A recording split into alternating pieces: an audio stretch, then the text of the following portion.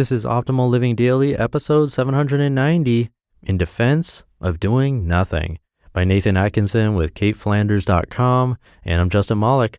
Welcome back to Optimal Living Daily, or OLD, where I narrate blogs and books for you, the best ones I can find. Today's author, like yesterday, is a guest writer, but this is on Cait Flanders' site. And before we get to it, thank you to LaCroix Sparkling Water for their support. It's a no-calorie, no sweetener, and no sodium beverage with nothing artificial, just a hint of fruit essences so you can have a tastier version of water. Make the switch to LaCroix Sparkling Water. You can check them out at lacroixwater.com or on your favorite social network at LaCroix Water. That's LACROIX water.com. So let's get right to the post as we optimize your life. In Defense of Doing Nothing, by Nathan Atkinson with CaitFlanders.com. Mr. Megorium, 37 seconds. Molly Mahoney, great, well done, now we wait. Mr. Megorium, no, we breathe, we pulse, we regenerate, our hearts beat, our minds create, our souls ingest. 37 seconds, well used, is a lifetime. This quote from Mr. Megorium's Wonder Emporium seems idealistic in a world where being busy is worn as a badge of honor. Do a quick search for productivity on Google, and you will likely find thousands, if not millions, of articles, books, methods, apps, programs, and entire websites devoted to the topic. There is no shortage of advice about getting more done. From the GTD, Getting Things Done productivity system, to the bullet journal, to the thousands of to-do list apps and app stores, there are many systems designed to help you do more in 24 hours. I've tried my fair share of productivity hacks, systems, plans, and apps. What I've discovered is that most of these systems don't stick, and maintaining many of these systems is harder than the tasks that you actually need to get done.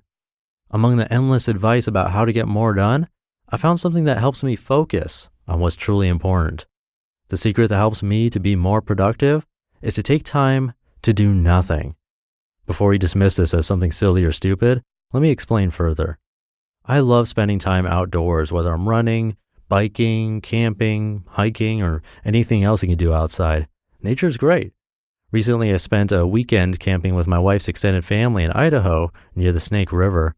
We relaxed by the river, skipped rocks, talked with family, and just enjoyed the great outdoors together. The first morning we were up there, I went fishing with some of my brothers-in-law. I actually didn't do any fishing because I didn't have a fishing license, and I didn't bring any gear. I still wanted to go out and spend some time on the river though, so I borrowed some waders from my wife's brother and went out with them anyway. While they fished, I enjoyed wading around in the river, skipping rocks, and generally doing nothing.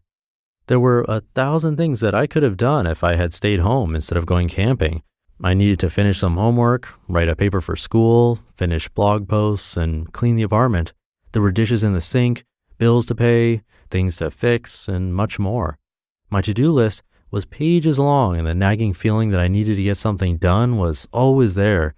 Yet here I was, standing in a river in Idaho, doing absolutely nothing.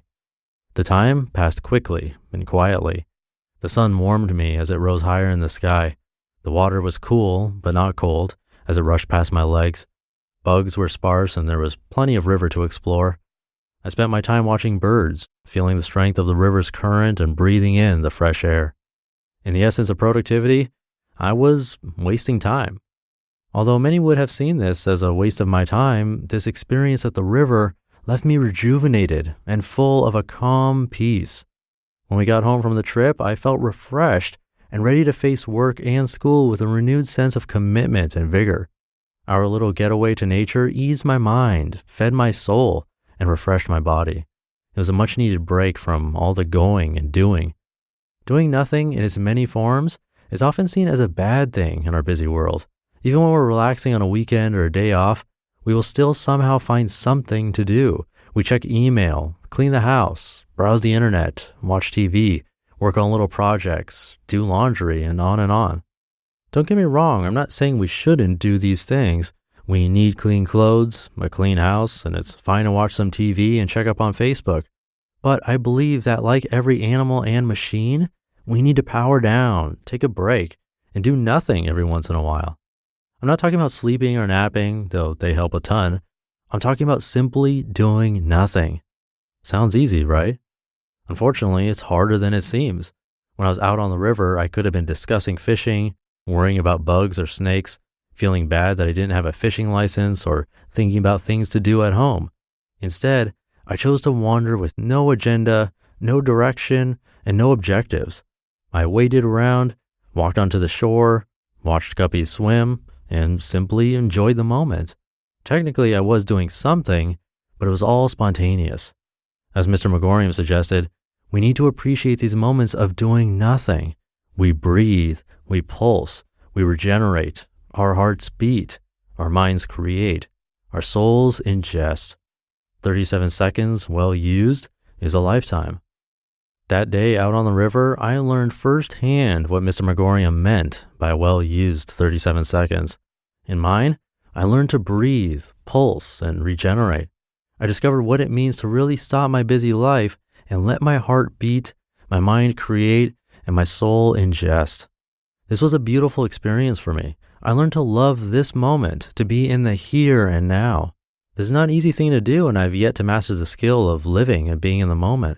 But while the river rushed around my legs, I admired the beauty of it all and just let myself be. I was part of the scenery. I wasn't doing, I was just being. And that moment of just being was a precious gift to my mind, body, and soul. When I returned to real life, I felt refreshed, lighter, and more alive. It was as though I had absorbed the life around me. I hope to create more of these 37-second moments where I don't have to focus on doing or worrying about anything. I can sit still, breathe in the life around me, and use my precious time to rejuvenate and lighten myself. I challenge you to try something similar. Take some time and do nothing. Just let yourself be with no cares, no tasks, and no worry. Give time for your body to rest, your mind to create, and your soul to heal. You just listened to the post titled In Defense of Doing Nothing by Nathan Atkinson with CaitFlanders.com. This was kind of funny to me because I just talked about the Getting Things Done GTD framework on Super Bowl Sunday's episode, that's episode 786, and mentioned how I want to try it out. And this episode kind of went off on it. I'll talk about that in a second. First, thank you to LaCroix Sparkling Water for sponsoring this episode.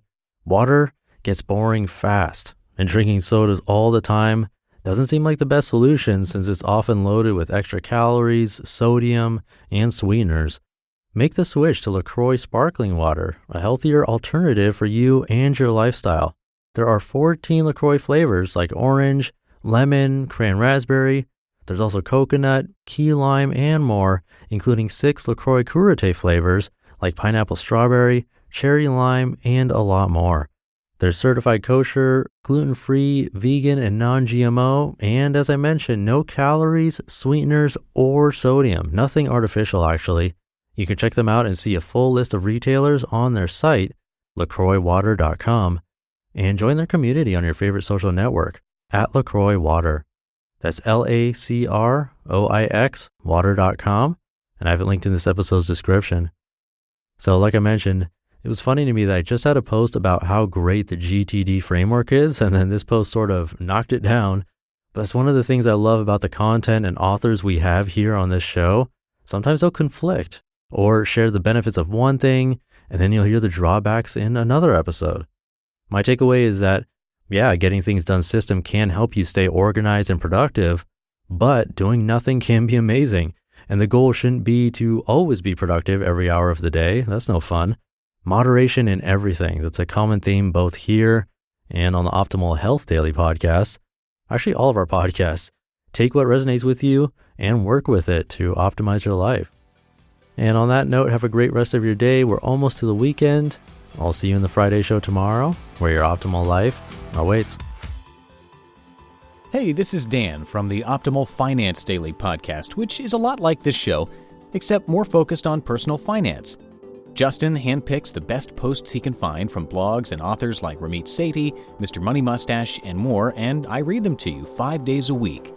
So if you enjoy this podcast, come on over and subscribe to Optimal Finance Daily too. And together, we'll optimize your financial life.